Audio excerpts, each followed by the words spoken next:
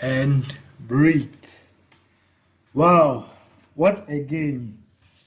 Nigeria won, DR Congo won by end of penalties 4-3. Yeah, 4-3 to DR Congo. What a game. And we have a lot to go through, honestly. But before we do that, welcome back to the channel, guys. It's your boy, the sports conversationalist. And today, we are just having a match preview of the match that just happened like 10 minutes ago. Nigeria versus DR Congo. For the last spot, not for the last spot, but for Africa's spot in the intercontinental playoffs for the FIFA World Cup 2026. So let's get into it. Nigeria started the game off hot. Yeah, off kickoff. Let's start with the lineups. With the lineups, there were no surprises for me on the Nigeria end. But on DR Congo's end, I don't know why Theo Bongonda didn't play, in my opinion. I think he played against Cameroon in the semi-finals, but didn't play today. Maybe he's hurt or something, I don't know. But yeah, again, expected lineups. Osimhen in the lineup, Lukman in the lineup, off the left, and then Chukwueze off the right. Nigeria, then we kick off. Nigeria get an early goal in the 3rd minute. Frank the Tank Onyeka gets in well, it's not really deflected, but like a strike from about 25 yards, a little bit deflected off the defender for DR. I think that's Twanzebe. Off the defender into the back of the net. Keeper can't really do nothing. 1-0 to Nigeria, mind you, literally like in the 3rd minute. So you can't really blame anyone. But after that, literally Nigeria, I won't say they did nothing, but they settled into the mindset of a counter-attack type thing. And yes, it did prove like 10% effective because of the personnel they had. That's Chukwueze, that's Lukman, speedsters off the wing. But they weren't set into the game to press the issue. They were reacting, not proacting, if you get what I'm saying. And yeah, and that was basically the whole story of the match.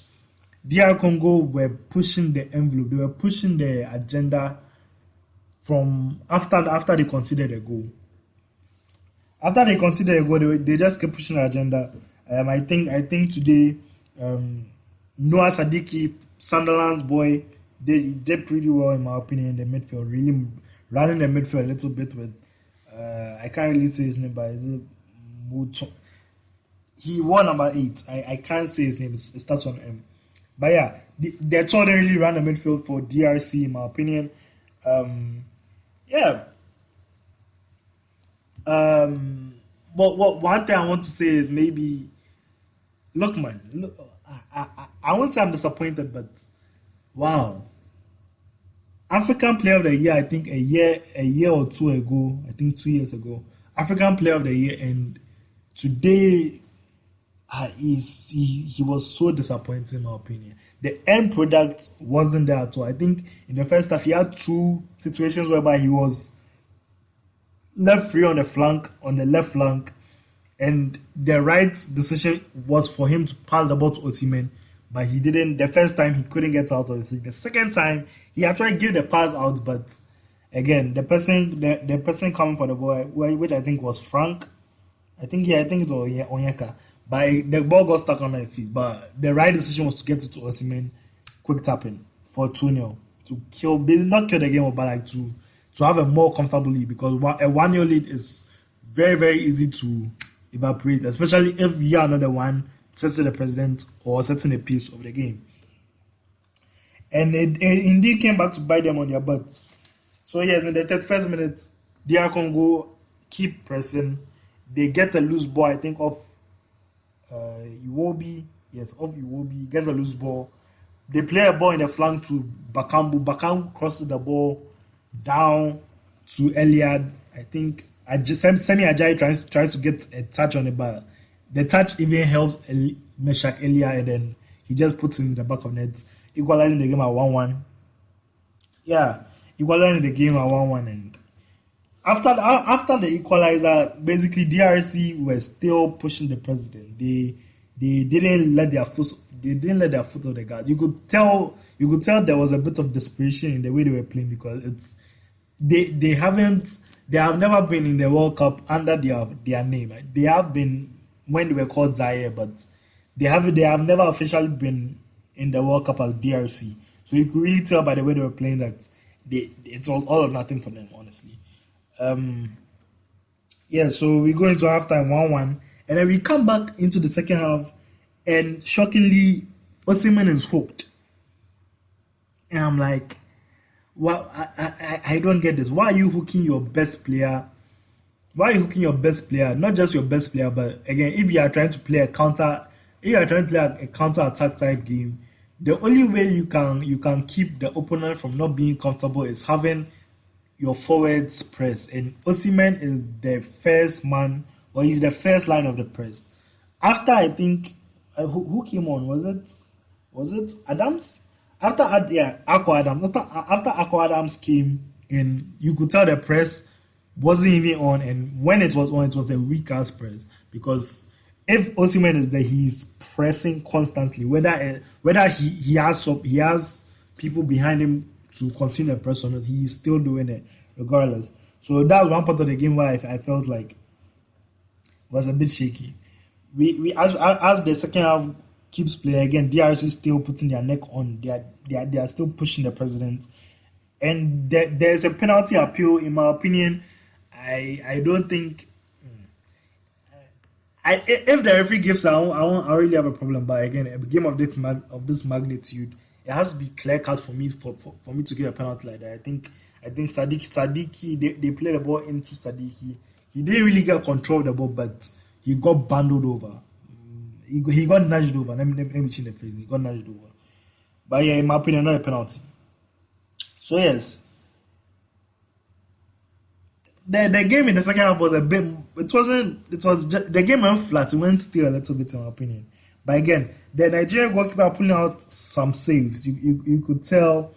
You could tell he was on his A game. In Wambali, yes, in Wambali, Stanley in Wambali, pulling off some good saves in the second half. I think he almost yes. I just remembered. I think.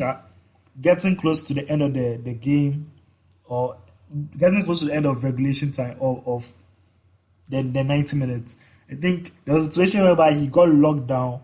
He got pressed by two DRC attackers. He let the ball go and then they didn't capitalize. I think that's the only mistake I think he had.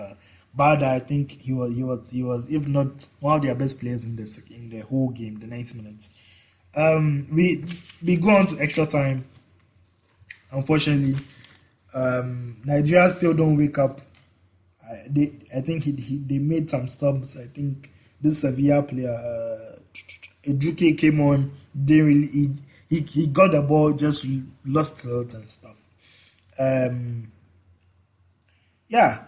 Second half, DRC were on it, but you could tell they were also a little bit tired. There was a chance, I think, in the last minute of the extra time where DRC got a set piece in the middle of the park, crossed the ball, and they crossed the ball, headed the ball, and I think it hit the post, but the keeper also had a touch. The keeper had a touch on it and it hit, like, plastered on the post, something like that. Yes, so I mean, DRC played with a lot of desperation and like the killer mentality that they really, really wanted this win. We go into penalties, and yeah, there's where it gets tasty.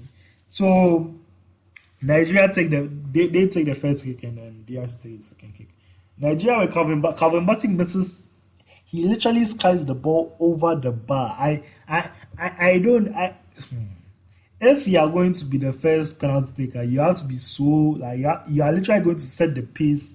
Or you're going to set the pace of how the penalties will be played, and you would see why. So he skies the ball over, and Nigeria already at a deficit. The DR player, the next player, the DR Congo player gets the ball for his penalty, and He also gets his penalty saved, unfortunately. Then Moses Simon, someone who is a very experienced player for the Nigerian national team, plays the second penalty, gets his penalty saved, and I'm like, what is this? Three penalty saves, three penalty misses. How? Noah Sadiki steps up, scores it. It wasn't the best penalty in my opinion, but went right on the goalkeeper. I mean, a penalty once it's in, and it's good. So DR up 1, and then Aqua Adams takes the third penalty for Nigeria, slots it into the top corner. So let's digress. I think why would you not let him play? Why wouldn't you let Aqua Adams play the first penalty, like to set the mood and the president, and you are letting Calvin Bassey? Like I think that's mismanagement. I think that's coaching malpractice in my opinion. But again, I digress. So Nigeria making 1-1. Then Twanzibi takes the most nonchalant penalty run up I've seen in a long time. Bro, who do you think you are? You think you're Ivan Toney? Come on, man. Take the most nonchalant run up, and it's a weak ass penalty, and the keeper saves it. So it's 1-1. It's 1-1 to Nigeria and the DRC after three penalty kicks. Then Nigeria take their fourth and scores. And the DRC takes their fourth and score. Yeah. Nigeria take their last penalty kick. They score the third one. They score the fifth one, making it 3-2. All pressure on the DRC player to push it into sudden death, and he slots. I think he has the best penalty of the whole shootout. Slots it side netting into top corner side netting. That's how you know he meant what he wanted to do. So 3-3, we go into sudden death. And the person who picks the ball up is Semi Ajayi. If you don't know Semi Ajayi is a centre back for, I think, Hull City. I think he used to play for West Brom. Thick, lanky ass centre back. I'm like, bro, what are we doing, man? Again, runs up, not the worst penalty, but I mean, has his penalty saved. And Chancellor and Bemba takes the ball. The captain for DRC takes the ball. Mind you, the last game against Cameroon, he scored the last minute goal. So everything riding on him. Before the start of this match, I think he got handed a plaque for his 101st cap for the national team. So that should let you know he lives and breathes DRC. Yeah, takes the ball up, puts it on the spot, runs up and slots it into the top netting of he slots in the middle but into the top netting. So literally the keeper can't even have a chance to save it. And yes, that's all she wrote. DRC are into the intercontinental playoffs where they would play I think they will play next year for their spots in the World Cup. I don't know. The draw will be made in maybe 4 days time. So maybe when they do that draw, then we talk about it. But yeah, so the DRC qualify again. You look at their team. They actually have not a lot, but their team is a low key stack team because you have Chancellor and Member in defense. You have Twanzibi. PSG, you go ask PSG niggas, they'll tell you. You have Atam Masuaku, you have Wan-Bissaka as fullbacks. I think that's a serviceable back line, yeah. You have Noah Sadiki in the midfield. All things being equal, you will have Theo Bongonda coming back. You have Meshak Elia, you have Cedric Bakambu.